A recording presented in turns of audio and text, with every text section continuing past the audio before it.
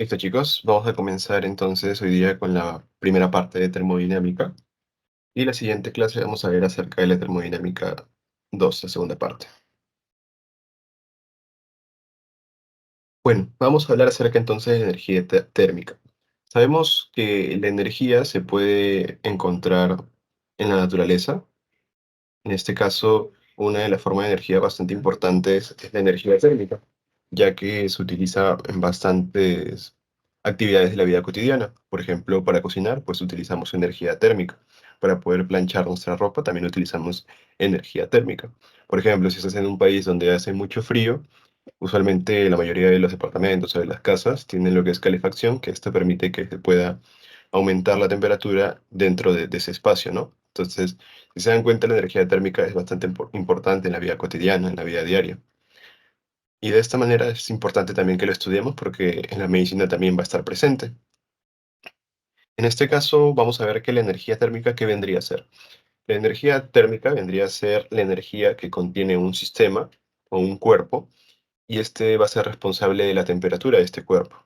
Ya, si bien muchas veces utilizamos lo que es el calor y la temperatura como sinónimos, la verdad es que son bastante diferentes porque cada uno tiene su propia unidad de medida, cada uno tiene su propio instrumento de medida. Por ejemplo, en el caso del calor, en que se mide calorías, ¿no? La temperatura va a depender si es grado Celsius, grado Fahrenheit, ¿no? Kelvin. ¿Y qué utilizamos para medir el calor? El calorímetro. Y la temperatura, pues principalmente los termómetros, ¿verdad? Entonces, es por esto que el calor y la temperatura, si bien tienen relaciones entre sí, pues no son lo mismo básicamente, y ya vamos a ver por qué más adelante. Entonces, como ya mencionamos, pues el calor vendría a ser el flujo de esta energía térmica.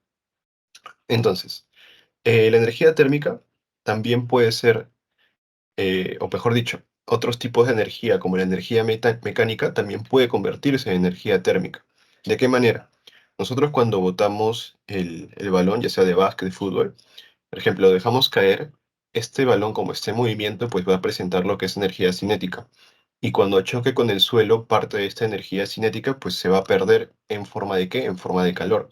Entonces, si yo dejo caer una pelota, esta pelota va a ir cayendo, cayendo, cayendo, y en cada rebote que tenga con la superficie, pues va a perder energía cinética en forma de calor, hasta que llegue el punto en que ya pierdes toda su energía cinética y pues ya deja de botar, básicamente.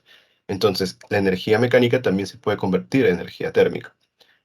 De igual forma, la energía térmica también puede ser conducida o transportada hacia otros cuerpos, hacia otros sistemas. Por ejemplo, en este caso tenemos que esta olla está sobre una hornilla, ¿no? Esta hornilla está produciendo calor, está produciendo energía térmica. Entonces, las moléculas que componen esta olla van a absorber esa energía térmica, van a absorber el calor y van a transmitirlos al fluido que está dentro de esta olla. En este caso, el fluido vendría a ser, ¿no? Agua. Y de esta manera, estas moléculas de agua a su vez van a absorber ese calor, esa energía térmica, van a comenzar a aumentar su velocidad y pues va a aumentar su temperatura. Entonces, si se dan cuenta, la energía térmica también se puede conducir hacia otros cuerpos o entre cuerpos. Y finalmente, la energía térmica, o bueno, la energía eléctrica también puede convertirse en energía térmica. Por ejemplo, las planchas tienen todo un circuito ya diseñado justamente para ese fin, en el cual la energía eléctrica genera que esta plancha pues genere calor y de esta manera podemos planchar nuestra ropa, ¿no? Entonces, se dan cuenta, la energía térmica es importante, la encontramos en la vida diaria, para cocinar, para planchar, etcétera. Y nosotros también podemos convertir lo que es la energía química. Por ejemplo, nosotros cuando consumimos alimentos, pues estos alimentos tienen nutrientes, vitaminas, minerales, ¿no? De esta manera, nosotros cuando los absorbemos, estos compuestos, pues, o estas sustancias, los utilizamos para diferentes actividades metabólicas, dentro de las cuales también se genera lo que es calor. Por eso es que nosotros también convertimos lo que es la energía química en energía térmica, ¿ya? Y esto es importante. Cuanto más rápido se muevan las moléculas de un sistema, más energía térmica va a producir. Y ya vamos a ver por qué. Entonces, ¿qué vendría a ser el calor? El calor es una forma de energía que depende del movimiento molecular. ¿Por qué? Por lo siguiente. Imaginemos que tenemos un sistema Ya, obviamente el sistema va a estar compuesto, ¿por qué? Por moléculas, va a estar compuesto por moléculas, y la característica es que estas moléculas no van a estar estáticas, sino que estas moléculas van a estar en movimiento, ¿ya? Cada una de estas moléculas pues va a estar en movimiento. Por eso es que dice que el calor es una forma de energía que depende del movimiento molecular, ¿ya? Porque estas moléculas no van a estar estáticas, van a estar moviéndose. Otra forma también de poder definir lo que es el calor es la energía cinética total de las moléculas de un cuerpo o de un sistema. ¿Por qué la energía cinética? Sabemos que estas moléculas van a estar en movimiento. Yo les mencioné desde la primera clase que todo cuerpo, todo objeto que esté en movimiento va a presentar energía cinética. Por lo tanto, si yo sumo la energía cinética de esta molécula, de esta molécula, de esta molécula y de esta molécula, y de todas las moléculas que componen el sistema, pues si yo sumo toda la energía cinética, me va a dar la energía cinética total. Por lo tanto, me va a dar lo que es calor, ¿ya? Entonces, no se olviden eso, porque eso también lo preguntan bastante en el examen. El calor es una forma de energía que depende del movimiento molecular. Y en otras palabras, es la suma de toda la energía cinética que presenta cada molécula, dando una energía cinética total. Por otro lado, tenemos esta parte de aquí que está resaltada, que es de suma importancia, es lo que más preguntan, junto con este cuadrito de aquí. Vamos a ver que el calor se va a expresar en forma de calorías. Por lo tanto, ¿qué es una caloría? Una caloría es la cantidad de calor que requiere un gramo de agua para incrementar su temperatura en un grado. Ya, esta definición sí tienen que recordarla porque lo preguntan bastante. Más adelante vamos a ver un poco más sobre esto. Y también podemos ver la equivalencia entre calorías y otras unidades de medida, como en el caso de los joules o los julios. ¿Y por qué se puede hacer esta igualdad, digamos, esta equivalencia? Porque habíamos mencionado que la energía cinética total de las moléculas de un cuerpo era el calor, ¿no? Entonces, la energía cinética, ¿en qué se mide? Se mide en joules. Por lo tanto, una caloría va a ser igual a 4,186 joules y un joule va a ser igual a 0,24 calorías. Sobre todo este dato de acá, recuerden, porque eso lo han preguntado desde hace ya varios ciclos, unos 3, 4 ciclos, le han preguntado esto bastante, ¿ya? Un joule es igual a 0,24 calorías. Por su parte, ¿qué es la temperatura? ¿Son lo mismo? Pues no, no son lo mismo.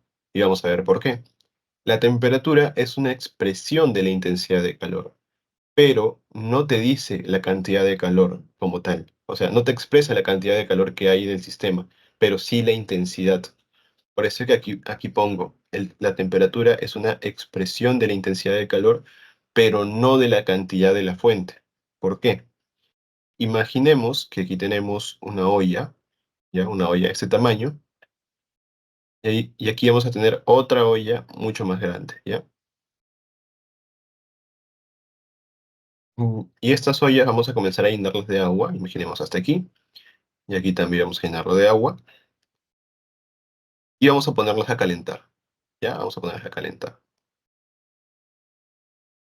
Entonces, conforme vaya aumentando la temperatura, va a llegar un punto donde las moléculas de agua van a comenzar a absorber la energía térmica de la hornilla, del fuego, y van a comenzar a aumentar su velocidad, su movimiento, ¿no? Van a comenzar a moverse más rápido, de tal manera de que va a aumentar su temperatura. Entonces, va a llegar un punto donde la temperatura, bueno, digamos que va a entrar en estado de ebullición el agua, entonces su temperatura va a ser alrededor de 100 grados, ¿ya? Y aquí también va a ser 100 grados. Entonces, si bien ambos sistemas, ambas ollas tienen 100 grados, o sea, tienen la misma temperatura, no tienen la misma cantidad de energía térmica. ¿Por qué? Porque esta olla, como es más pequeña, almacena menor cantidad de agua, imaginemos 1 litro, mientras que la olla que tiene mayor capacidad, pues puede almacenar, no sé, 3 litros. Entonces, en esta olla, como tiene mayor cantidad de agua, pues tiene mayor cantidad de moléculas y por lo tanto tiene mayor energía térmica. Por eso es que la temperatura te expresa la intensidad de calor, pero no la cantidad de la fuente, ¿ya? Entonces ya se dan cuenta que temperatura y calor no es lo mismo. Bueno, la temperatura también dicen que es la sensación física que nos produce un cuerpo cuando entramos en contacto, ¿ya? Y bueno, aquí tenemos las escalas de medida, o los sistemas de medida, tenemos Celsius, Fahrenheit, Kelvin, y aquí tenemos unas fórmulas que seguramente ya lo habrán visto en el colegio, que bueno, no lo preguntan, ni siquiera creo que está en su teoría, creo que solo lo ponen para que tengan una idea o para que recuerden, pero en realidad no lo preguntan esto. Pero aquí se los dejo igual para que puedan ver, ¿no? Si es que gusta, ¿no? Tienen la conversión de Kelvin a Celsius, Kelvin de Fahrenheit, etcétera. Pero eso sí, no se olviden, pues que la temperatura expresa la intensidad de calor, pero no la cantidad de la fuente. ¿Hasta ahí, chicos, tienen alguna duda?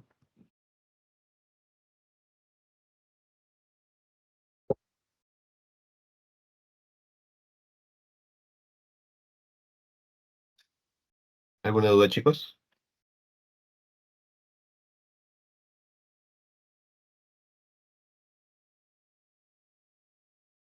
Bueno, continuamos entonces. Entonces, les había dicho que una caloría, ¿qué era una caloría? Una caloría vendría a ser la cantidad de calor que necesita un gramo de agua para aumentar su temperatura en 1 grado. Y para esto vamos a utilizar una fórmula que nos dice lo siguiente. El calor va a ser igual, o calorías va a ser igual, a masa por la diferencia de temperatura, o en otras palabras, masa va a ser igual, perdón, el calor va a ser igual a masa por la temperatura final menos la temperatura inicial. Por ejemplo, vamos a hacer este de aquí.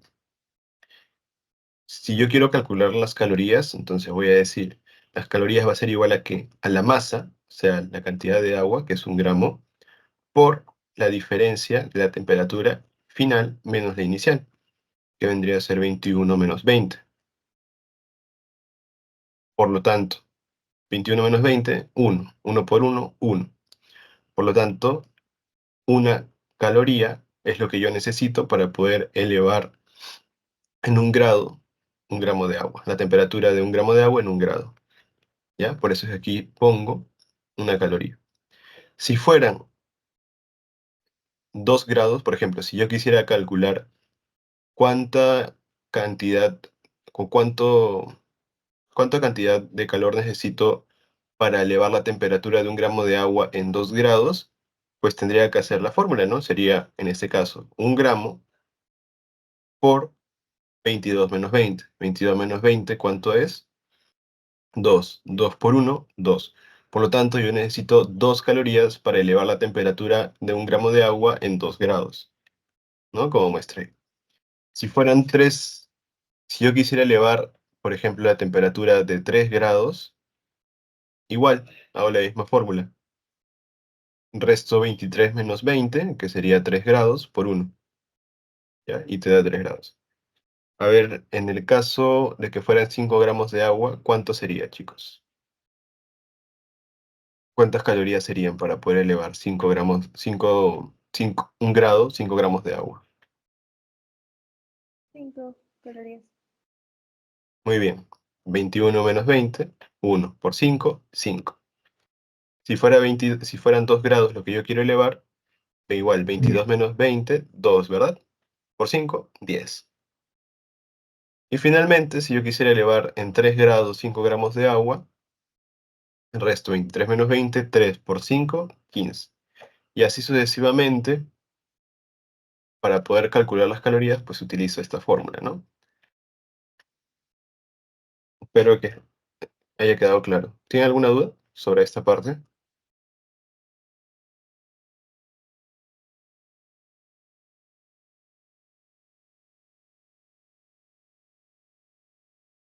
Ahora vamos a hablar acerca de la fiebre.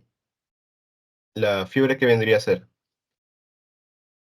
La fiebre vendría a ser una respuesta del organismo ante alguna, alguna afección que pueda tener o algún daño que el organismo pueda prever.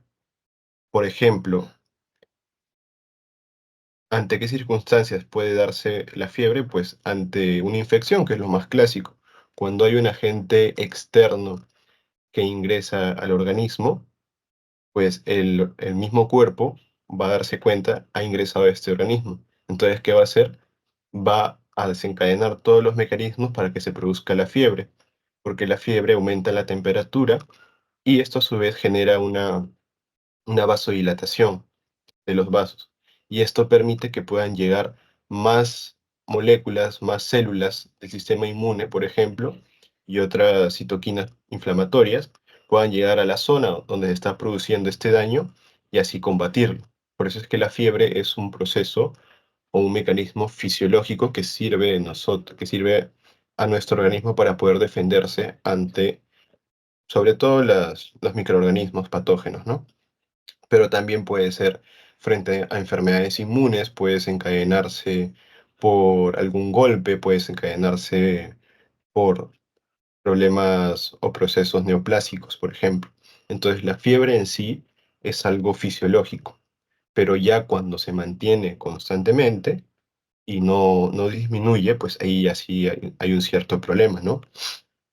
Por ejemplo, en este caso, vamos a ver que de forma clínica se va a considerar a la fiebre a la elevación de la temperatura oral matinal, por ejemplo, 6 de la mañana, por encima de 37,2 grados, o una temperatura vespertina de, de 4 a 6 p.m., por ejemplo, mayor de 37,7 grados. ¿Ya? Entonces, esto es de forma clínica, porque en la práctica diaria pues esto es diferente, ya vamos a ver más adelante. Recordar que la temperatura rectal es mayor que el oral en 0,6, o sea, la temperatura rectal es mayor que el oral, acuérdense, 0,6 grados, y la temperatura axilar es menor que la oral en 0,5 grados, y es poco confiable, pero es la que es más fácil, pues, ¿no?, de tomar, ya, porque no le vas a tomar la temperatura rectal, pues, a un adulto, ¿no? Sobre eso es más que todo en los lactantes.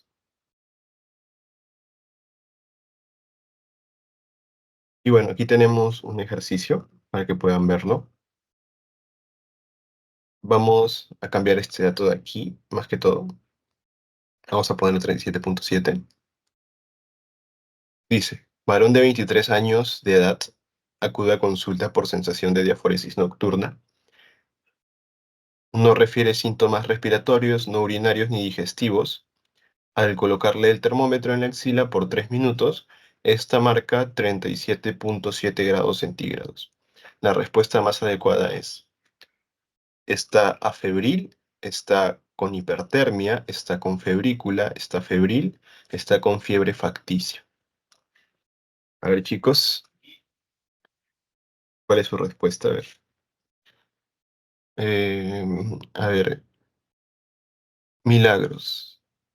O mejor alguien que no tenía prendida su cámara. Roy, ¿cuál piensas que es la respuesta?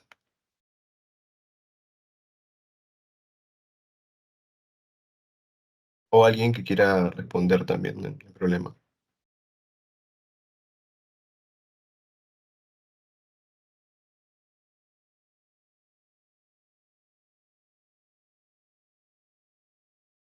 ¿Nadie, chicos? Imagínense, ¿no? Llega un paciente de 23 años, dice que tiene diaforesis nocturna, o sea, sudoración. Dice, no tiene síntomas respiratorios, ni urinarios, ni digestivos. Solo le tomas la temperatura y marca 37,7 grados centígrados. ¿Tú qué piensas? ¿Tiene fiebre, no tiene fiebre? ¿Tiene hipertermia? ¿Tiene febrícula? ¿Qué opinan? La C está con febrícula. A ver, vamos a ver. ¿Alguien piensa diferente? ¿Alguien dice no está con fiebre?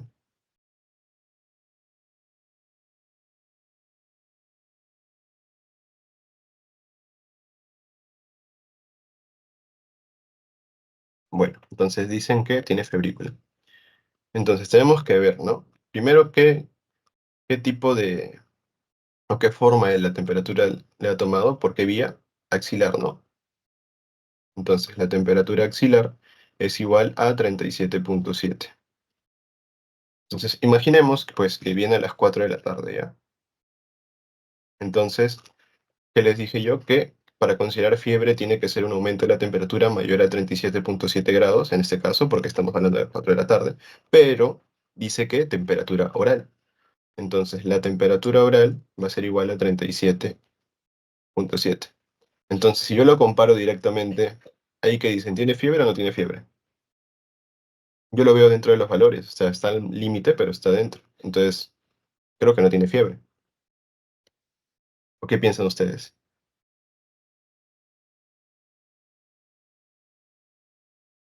¿Tiene fiebre o no tiene fiebre? Con lo que les he mostrado. Porque yo ahí veo que los datos están igual, o sea, los valores están dentro del límite.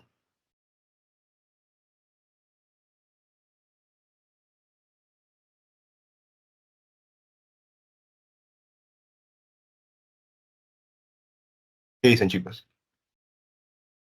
Solo con esos datos que les he dado. ¿Tiene fiebre o no?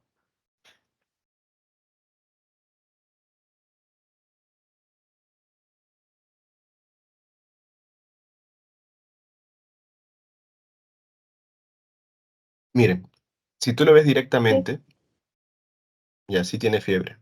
Ya, pero vamos a ver por qué. O sea, si tú lo ves acá directamente, dices, tiene 37,7, está dentro del límite, o sea, puedo considerarlo como normal, ya, o sea, que está sin fiebre, está febril. Pero te estás evaluando que aquí tienes temperatura axilar y aquí tienes temperatura oral. Por lo tanto, no puedes compararlo así nomás, porque primero tienes que convertir la temperatura axilar en temperatura oral. ¿Y esto cómo lo hacemos? Aquí menciona que la temperatura axilar es menor que la oral en 0,5.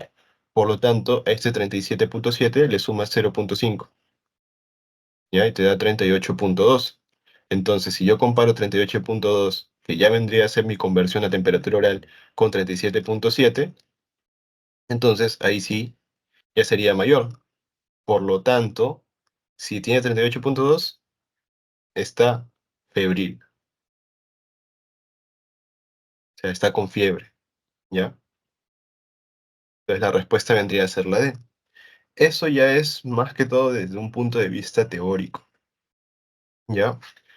Porque en la práctica diaria, básicamente no hacen esas conversiones ni nada, sino simplemente dicen, tiene, te toman su temperatura axilar, dicen, más de 38, fiebre, menos de 38, no tiene fiebre.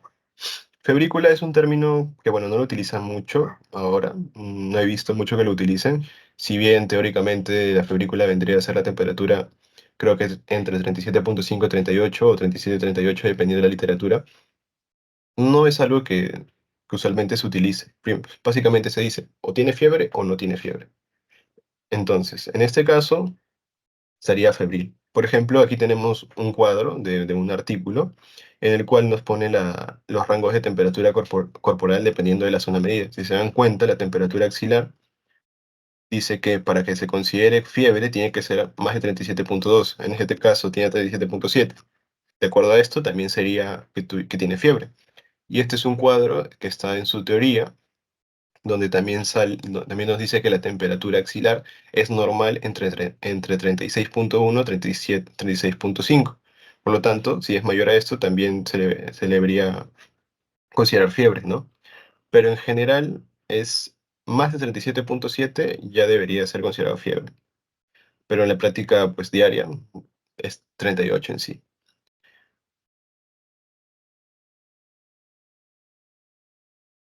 ¿Ya? ¿Tienen alguna duda con respecto a eso?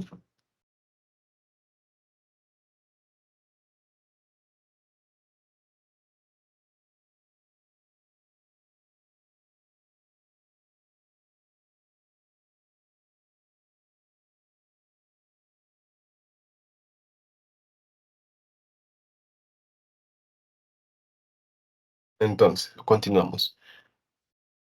Bueno, antes de continuar, también están las otras opciones. Bueno, hipertermia, claramente no, porque tendría que ser mucho más elevada. Está febrícula, pues no, tampoco está dentro de los valores. Está febril, pues tampoco, ¿no? Si está con fiebre. Y fiebre facticia, es un término bastante interesante. ¿Alguien sabe qué es fiebre facticia?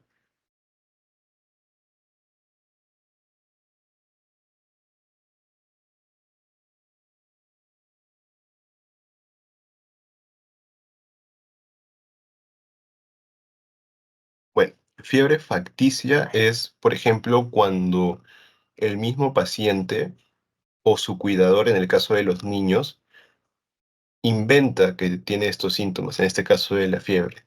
O sea, simula o trata de inducir la fiebre, ya sea por algún problema psiquiátrico. Y esto también se puede dar, por ejemplo, en el síndrome de Munchausen. El síndrome de Munchausen, no sé si habrán visto, creo que varias películas, más que todo esto, donde una mamá hace creer a su hija que está enferma. Entonces, en este caso, eso se relaciona con la fiebre facticia. Le hace, por ejemplo, tienes un niño y la mamá le hace creer al niño que está con fiebre. Entonces, está simulando que tuviera fiebre o le da algo para que le dé fiebre. Entonces, a esto se le denomina como fiebre facticia, ¿ya? Como dato extra nomás. Y bueno, ahora hablando acerca del equilibrio térmico, esto ocurre cuando dos cuerpos con diferente temperatura se ponen en contacto y uno de ellos empieza a perder calor porque transmite energía al cuerpo que se encontraba con menor temperatura. Es decir, aquí tengo un sistema, un cuerpo con una temperatura elevada, que está por aquí, por eso está de color rojo, y aquí tengo un cuerpo que tiene menor temperatura y por eso está de color azul. Entonces, cuando yo pongo en contacto estos dos cuerpos, el cuerpo que tiene mayor temperatura va a transmitir parte de su energía hacia el cuerpo que tiene menor temperatura y de esta manera se va a traspasar el calor, básicamente. Entonces llega un punto donde ambos cuerpos, ambos sistemas van a alcanzar la misma temperatura y por lo tanto van a estar en equilibrio térmico, de tal manera que el calor ganado va a ser igual al calor perdido. Eso es equilibrio térmico. Por otra parte, la ley cero de la termodinámica nos dice que si un cuerpo A tiene equilibrio térmico con un cuerpo B y este último con un cuerpo denominado C, entonces ahí C está en equilibrio. Eso también es sencillo de entender. Imaginemos que tenemos un cuerpo A que está en contacto con el cuerpo B y ambos están en equilibrio térmico. Y por su parte, el cuerpo B está en equilibrio térmico con C. Por lo tanto, yo puedo decir que A es igual a B igual a C y en otras palabras, puedo decir que A también está en equilibrio térmico con C. Básicamente esa es la ley cero de la termodinámica, ¿no? Ya saben, si A tiene equilibrio térmico con B y B tiene equilibrio térmico con C, pues A también tiene equilibrio térmico con B y también con C.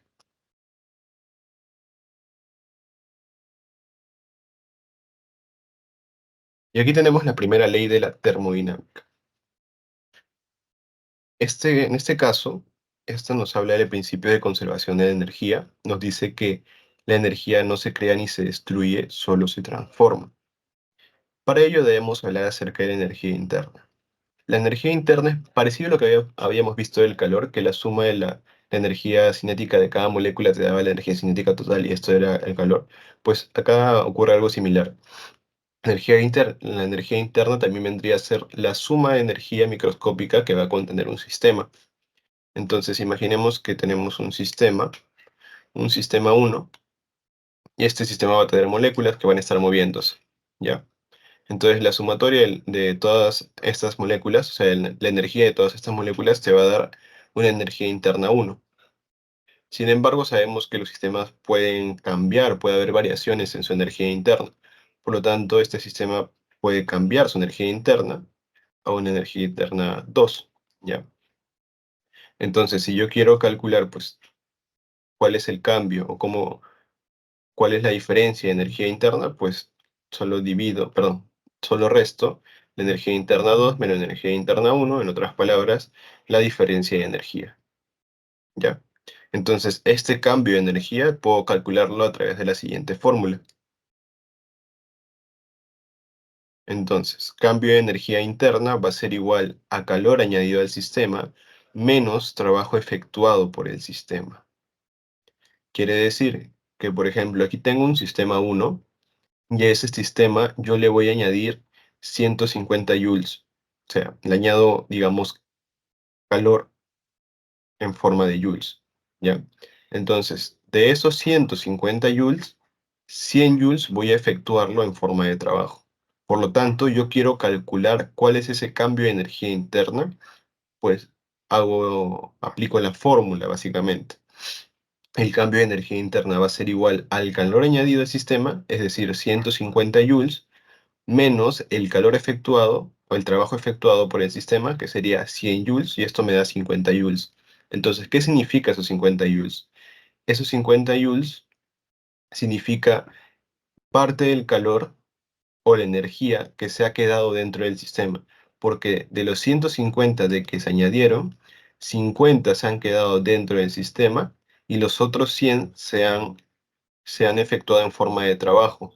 Por lo tanto, 100 más 50, 150. O sea, me da la energía total que yo he añadido. O sea, el calor que yo he añadido se va a repartir entre lo que se queda dentro del sistema y lo que se efectúa en trabajo. Por eso es el principio de energía el principio de conservación de la energía. La energía no se crea ni se destruye, solo se transforma. ¿Ya? ¿Hasta ahí, chicos, tienen alguna duda?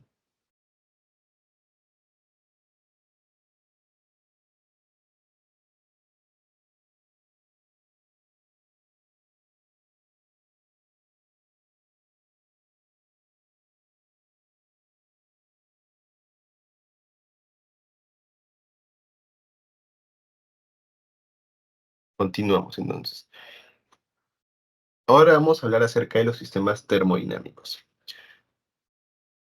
Para que lo recuerden, tienen que tener en cuenta que vamos a poder clasificarlos de acuerdo a dos variables. Primero, la materia y dos, la energía.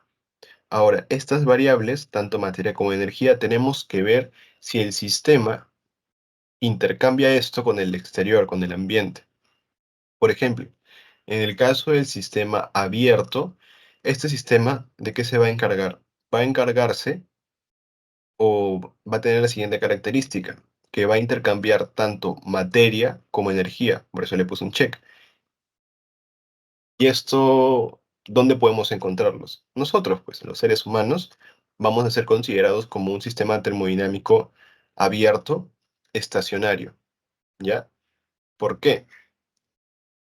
Porque nosotros intercambiamos materias cuando nosotros consumimos alimentos. Entonces, de los alimentos nosotros vamos a sacar todos los nutrientes, vamos a utilizarlos para nuestras funciones y luego vamos a eliminar los desechos en forma ya sea de orina o a través de las deposiciones. Entonces nosotros intercambiamos materias porque consumimos los alimentos y eliminamos los desechos. Entonces intercambiamos materia. ¿Y cómo intercambiamos energía? Por lo que habíamos mencionado, ¿no? A inicios de la clase, nosotros también al consumir los alimentos, pues esto tiene nutrientes, vitaminas, minerales, que nosotros vamos a utilizar para las actividades metabólicas, de tal manera de que esta energía química que nos traen los alimentos, podemos convertirlo en energía térmica para producir calor, ¿no? Y también en energía mecánica, porque nosotros utilizamos, ¿no? Esos compuestos para poder realizar nuestros movimientos de locomoción, ¿no? Para mover los brazos, mover las piernas. Entonces nosotros también intercambiamos lo que es energía.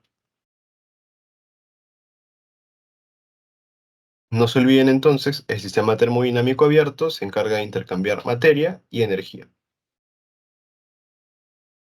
Por otro lado, el sistema termodinámico cerrado, en este caso, este sistema termodinámico cerrado no intercambia materia, pero sí intercambia energía con el exterior.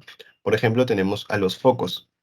Los focos van a intercambiar energía, ¿por qué? Porque reciben energía eléctrica y ¿qué producen? Producen energía térmica y también producen energía luminosa, ¿verdad? Entonces están intercambiando energía con el exterior. Mientras que no intercambian materia, porque si se dan cuenta, el foco está como que cerrado, por lo tanto no intercambia materia como tal. Por eso es que se considera como un sistema termodinámico cerrado. Entonces, abierto el ser humano, cerrado el foco, para que lo tengan de ejemplo. ¿Y cuál es el sistema aislado? El sistema aislado es aquel que no intercambia ni materia y tampoco intercambia energía. En realidad hay pocos ejemplos. En este caso vamos a hablar sobre este termo, ¿ya? Los termos tienen la función de poder mantener las temperaturas más o menos constantes de los líquidos el cual los pongamos dentro, ¿ya? Entonces, si tú pones, no sé, agua caliente, tu café en un termo, y a las 2 horas quieres consumirlo, pues este aún se va a mantener caliente, va a tener más o menos una temperatura constante. ¿Por qué? Porque está diseñado de tal manera de que evita que el calor se pierda y también, eh, se, y también no intercambia energía, pues, ¿no? Pero si tú, por ejemplo, dejas tu café hoy día y lo quieres tomar de cada 2 semanas, pues ahí sí te das cuenta de que esto ya no lo mantiene caliente, pues ha disminuido la temperatura. Entonces, si bien este es un ejemplo de sistema termodinámico aislado, en realidad no lo es como tal, porque si no intercambiara pues energía, se mantendría para siempre pues la temperatura del líquido, ¿no? Y eso es algo que no es así. Entonces, eso es más que todo la diferencia entre sistema termodinámico.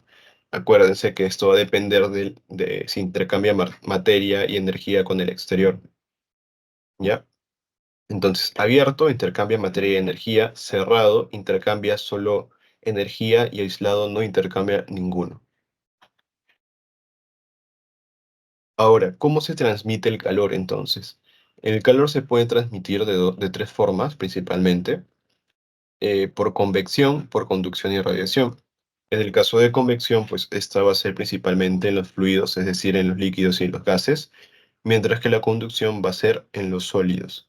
Y la radiación no requiere materia para poder transmitir calor. Vamos a hablar brevemente sobre cada uno de ellos. En este caso tenemos que la convección ocurre en líquidos y gases, como ya mencionamos.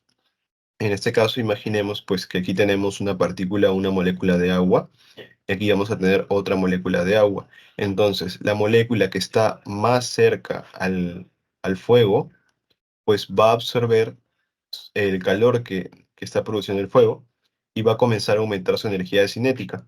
Entonces, aumenta su energía cinética y comienza a alejarse, se va yendo hacia la superficie. Entonces, cuando llega a la parte más alejada, va a ocupar el lugar de esta molécula que ya estaba en esa posición y esta otra molécula, pues se va a ir hacia abajo, ya hacia donde está la fuente de calor. Y así se va a repetir el proceso. Entonces, eso se llama transmisión de calor por convección. Por su parte, la conducción se daba en sólidos y esto ocurre cuando las partículas más calientes, por ejemplo, esta parte de aquí del cigarro, pues va a absorber el calor y va a transmitirlo a las otras partículas adyacentes del cigarro, ¿no? Entonces, esto es por conducción. Y por radiación, en este caso, no requiere materia porque en el caso del Sol, pues va a emitir ondas electromagnéticas, ¿ya? Y estas ondas van a ser absorbidas por alguna superficie, por ejemplo, el techo, o por nosotros mismos, que también recibimos el calor del Sol. Entonces, esta forma de transmisión de calor es por radiación. Entonces, no se olviden, transmisión de calor, convección, conducción y radiación. En el caso de convección, pues se hace a través de los fluidos. En el caso de conducción, se hace a través de los sólidos. Y radiación no requiere materia.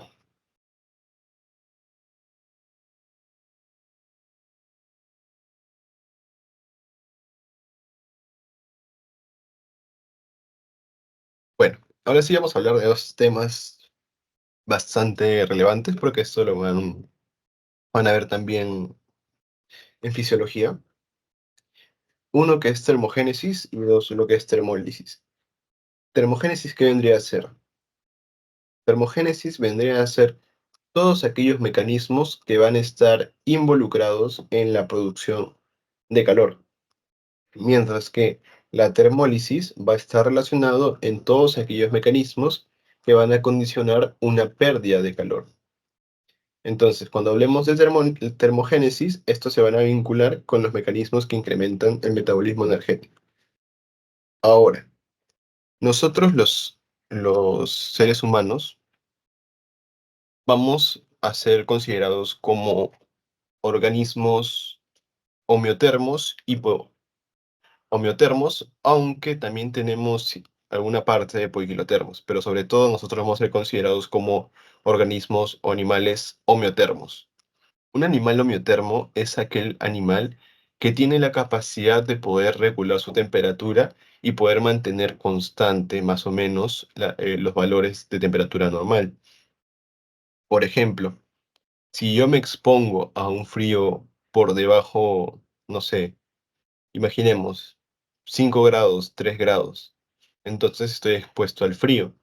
Entonces, si yo no fuera un animal homeotermo, mi temperatura corporal, ¿qué sería? Sería 2 grados. Pero esto no pasa en nosotros. Nosotros sí podemos regular nuestra temperatura. Por eso es que si nosotros estamos expuestos al frío, nuestra temperatura no baja, se mantiene constante dentro de los valores normales, entre 36, 36, entre 7,5, ¿no? De esta manera nosotros podemos regular esto. A diferencia de un animal poiquilotermo, que son los animales que se les denomina como animales de sangre fría, son aquellos animales que van a tener su temperatura de acuerdo a la temperatura ambiental, ¿ya? Entonces, eso es importante recordar, que nosotros somos considerados en un 80% como animales homeotermos, porque un 20% de nuestra temperatura también se va a hacer o va a funcionar como si fuera un animal poiquilotermo, que eso ya lo vamos a ver en la siguiente clase. Entonces, todos aquellos mecanismos que están destinados a la regulación de la temperatura van a ser,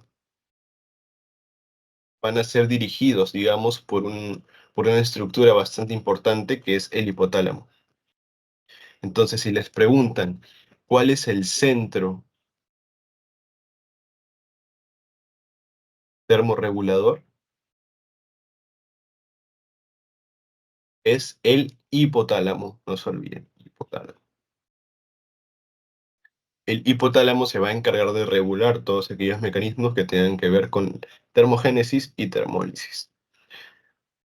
Ahora sí vamos a hablar acerca de la termogénesis. Ya sabemos que la termogénesis va a tener la función de aumentar la temperatura generando calor. Aumenta la generación de calor o la producción de calor. ¿Ya? Esto lo va a hacer principalmente a través de tres mecanismos. ¿Ya? Uno que es la actividad muscular, aumento de la actividad muscular, es decir, tiritar, escalofríos, y dos, que tenemos el efecto de las catecolaminas y el efecto de las hormonas tiroideas. Las catecolaminas y las hormonas tiroideas van a tener algo similar. Ambas van a aumentar lo que es el metabolismo basal celular con la consiguiente producción de calor. Pero va a haber una pequeña diferencia que ahorita vamos a ver.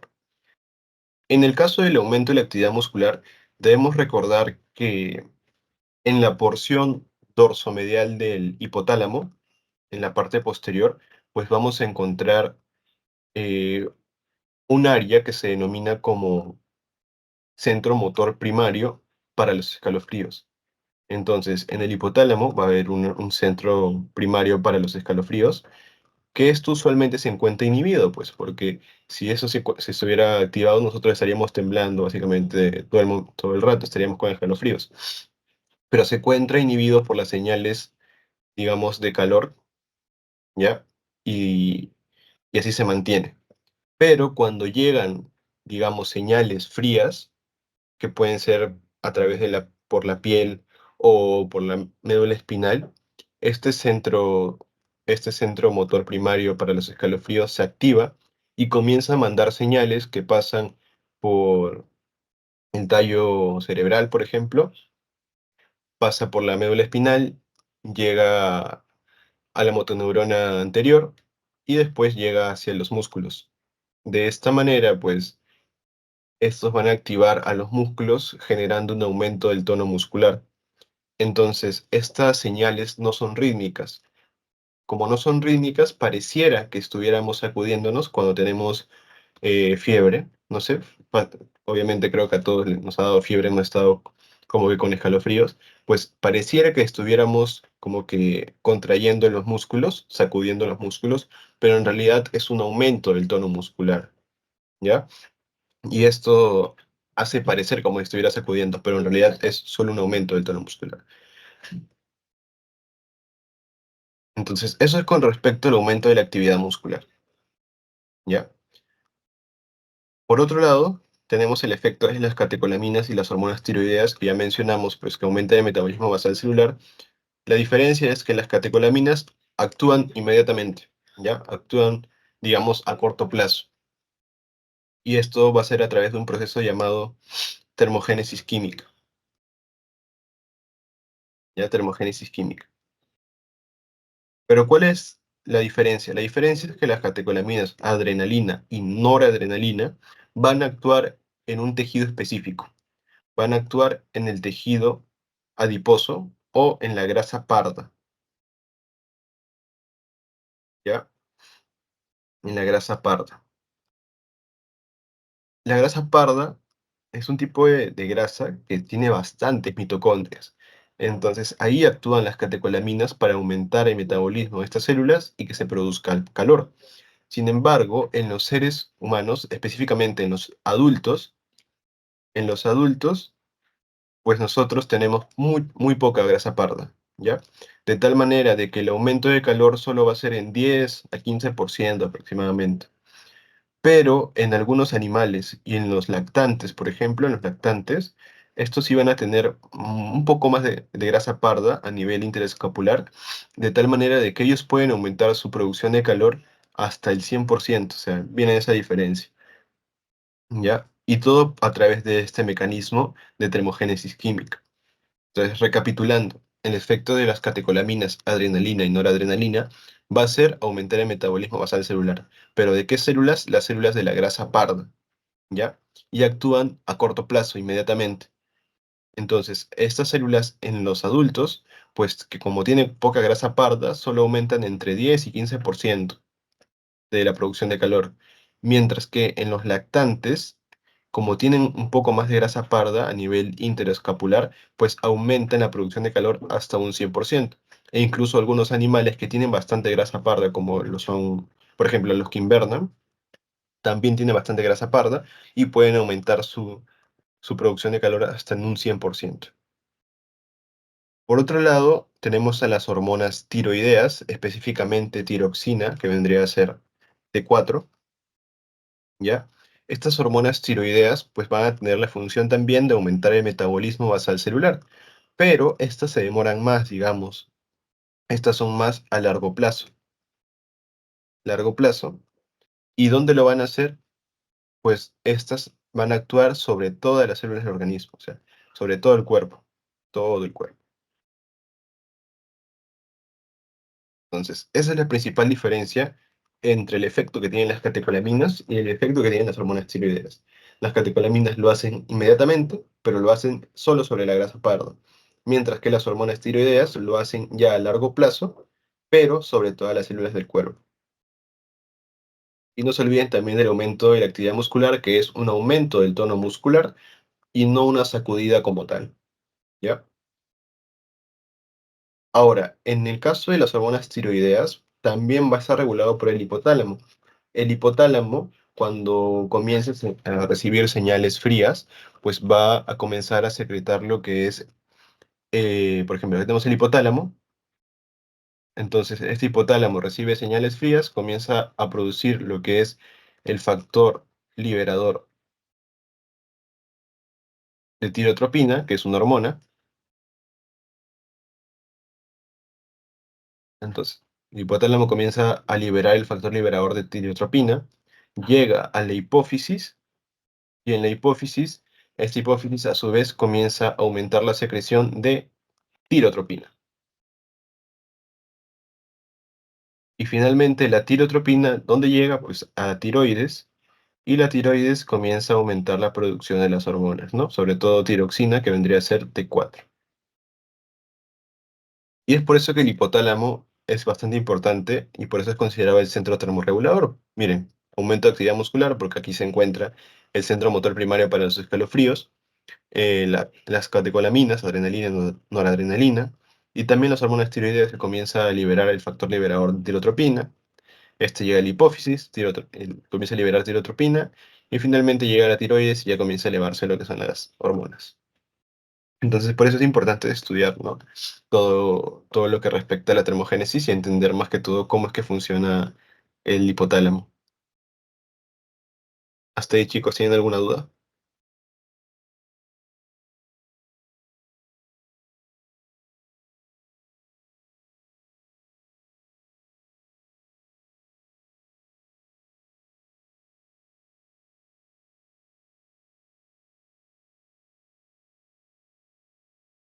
Continuamos entonces. Aquí les pongo más que todo cómo aplicar este concepto que hemos estudiado ya en algunas entidades patológicas, como por ejemplo el hipotiroidismo y el hipertiroidismo. En el caso del hipotiroidismo es una disminución de las hormonas tiroideas, aquí la han puesto como un aumento, se han confundido. Y aquí en el hipertiroidismo es un aumento de las hormonas tiroideas, por eso hiper, ¿ya? En este caso, dentro de alguno de los síntomas, bueno, tenemos depresión, piel seca, etcétera. Tenemos, por el otro lado, ojos saltones y sudoración excesiva. Pero lo que más nos importa es esto, intolerancia al frío e intolerancia al sol o al calor. ¿Por qué?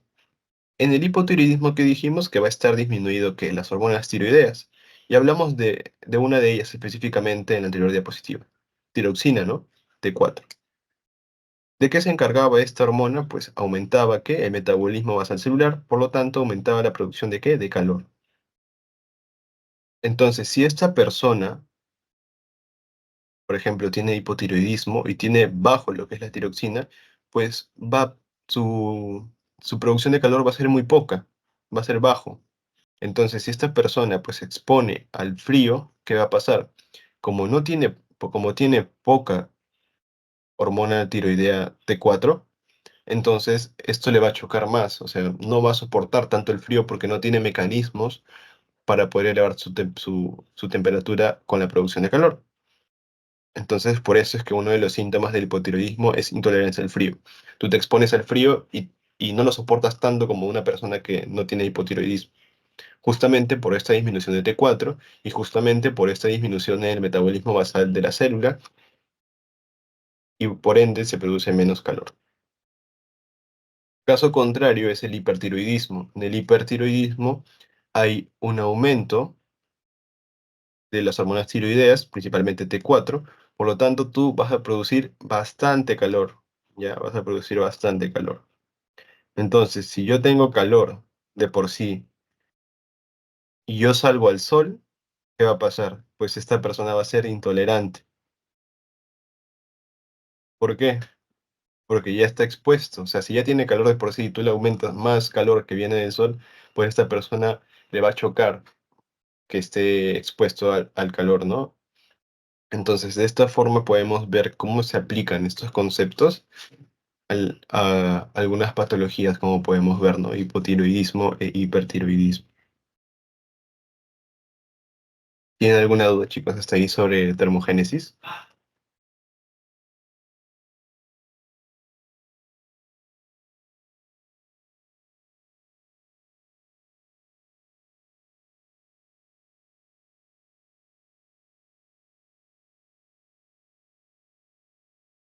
Bueno, seguimos.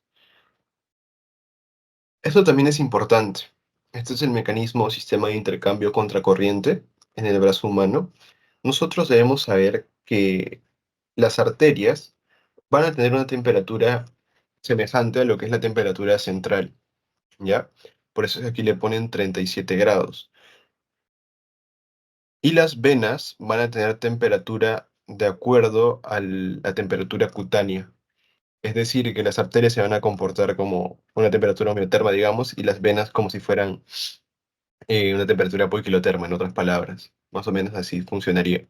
Por eso es que las venas tienen menos temperatura, porque son más superficiales cuando están a este nivel, y las arterias, como son un poco más profundas, pues van a tener la temperatura similar a la temperatura central. Entonces, en este caso tenemos esta arteria, que es la arteria braquial, que se divide a su vez en la arteria radial y la arteria cubital, ¿ya? En este caso, vemos que esta arteria, miren, conforme va haciéndose o va alejándose hacia de la profundidad, pues perdón, pierde calor. Por eso es que aquí comienza con 37 y miren, llega hasta 24 grados. ¿Y esto por qué? Porque la vena aquí comienza con 23, si se dan cuenta, y conforme se va haciendo más profunda, comienza a dar más calor, hasta 37, 36, 37. ¿Y esto por qué? Porque cuando nosotros estamos expuestos a una temperatura ambiental, digamos, de 10 grados, o sea, estamos expuestos al frío, tu organismo, ¿qué quiere hacer? quiere conservar el calor. ¿Por qué? Porque está expuesto al frío, entonces quiere conservar el calor. En este caso, los plexos venosos se van a contraer y esto va a generar que se haga más profundo. Por eso es que, en otras palabras, va a haber como que una vasoconstricción cutánea, ¿ya? De esta manera van a acercarse más a se van a acercar más a la arteria. Y justamente como estábamos hablando del equilibrio térmico, este cuerpo, esta arteria que tiene mayor temperatura, al acercarse o juntarse con la vena que tiene menor temperatura, ¿qué va a pasar? Va a haber una transmisión de calor desde el cuerpo donde hay mayor temperatura al cuerpo que hay menor temperatura hasta que alcance el equilibrio térmico. Por eso es que la arteria, miren, le va dando calor a la vena para que ésta pueda calentarse, ya, o pueda aumentar su temperatura, y va perdiendo la arteria, va perdiendo y llega un punto, cuando ya están las dos más superficiales, donde la arteria, miren, tiene 24 y la vena tiene 23, más o menos está en equilibrio térmico, ¿ya? Y eso se le denomina como sistema de intercambio contracorriente, porque la arteria le pasa parte de su temperatura a través de la transmisión de calor hacia la vena. ¿Y qué pasa cuando estamos expuestos en una temperatura ambiental de 30 grados? Estamos expuestos al calor. Lo que tú quieres hacer es perder calor porque estás expuesto al calor. Por lo tanto, en este caso los plexos venosos ya no van a estar cerca de las arterias. Miren, como aquí, ya no va a estar cerca de la arteria, sino que estos plexos venosos se van a hacer más superficiales. Y de esta manera van a perder calor, van a transmitir su calor por la superficie cutánea y de esta manera van a poder eliminar el calor. ¿Ya? Entonces, esas son las diferencias cuando estás expuesto al frío y cuando estás expuesto al calor. ¿Alguna duda sobre esta parte?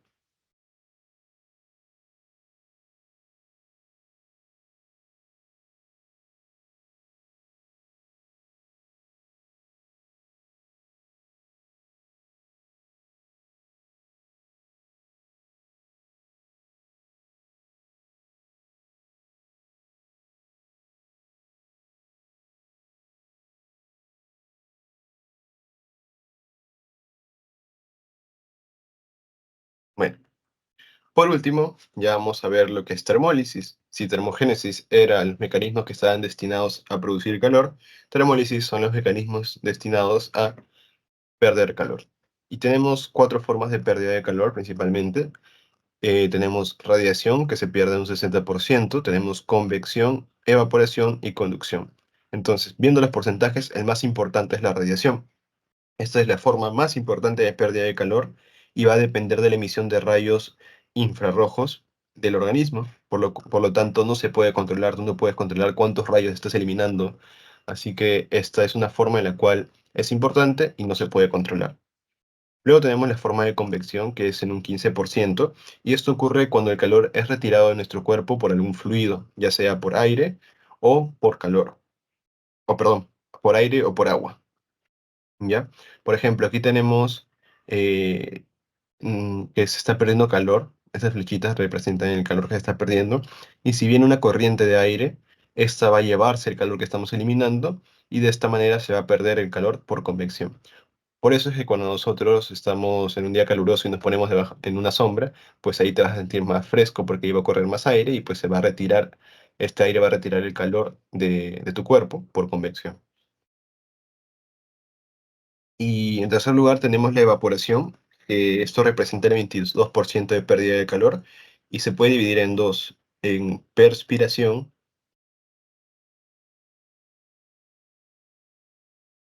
y en sudoración. ¿Ya? La diferencia básicamente es que la perspiración es imperceptible,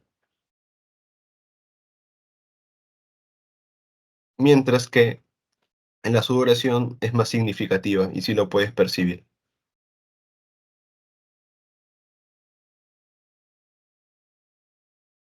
Y finalmente tenemos la conducción, que esta es una de las formas de pérdida de calor que es menos significativa porque nosotros tenemos grasa y esta grasa es aislante. Estamos hablando del otro tipo de grasa que no es la grasa parda de que habíamos hablado. Ese es otro tipo de grasa que nosotros tenemos, otro tipo de tejido adiposo, el cual sí va a tener un poder aislante, ¿ya? De tal manera de que por este medio de conducción, pues no se pierde mucha. mucho calor, solo en un 3%.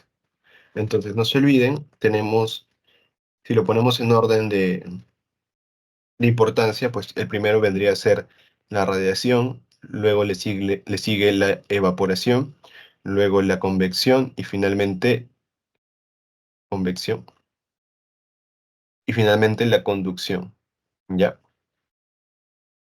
Y bueno, a la siguiente clase ya vamos a profundizar un poquito más sobre cada uno de estos. Vamos a hablar también sobre la fisiopatología de la fiebre, vamos a hablar sobre hipertermia, hipotermia, etcétera. Hasta ahí, chicos, ¿tienen alguna duda?